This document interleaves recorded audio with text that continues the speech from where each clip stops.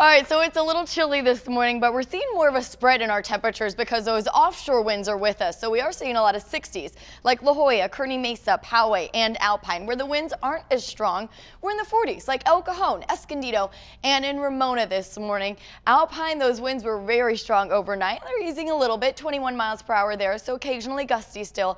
Julian's still pretty breezy, 34 miles per hour. And I have to show you this. So I was geeking out a little bit ago with the Renee. So 10 News Futurecast showing the very dry conditions we're going to feel again today. So let's just look at the colors so you could see, I mean, yeah, tan indicating very dry conditions.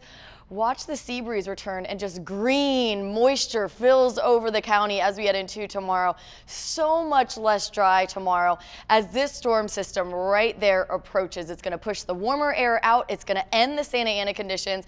We're going to see the sea breeze return, a lot more clouds tomorrow. I mean, a drastic change tomorrow. But it only lasts for a day because Santa Ana conditions return on Sunday, and that fire weather watch will be in effect 1 a.m. Sunday until 8 p.m. on Sunday. So it is a short-lived one, and it won't be a warm event by any means. In fact, after today, we're in the 60s tomorrow into next week along our coastline.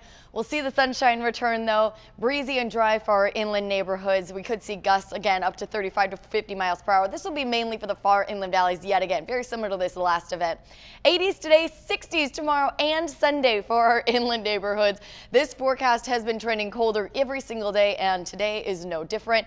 We're going from the 60s to the 50s to the 40s in the next 3 days in our mountains, that will be staying in the 70s in our deserts.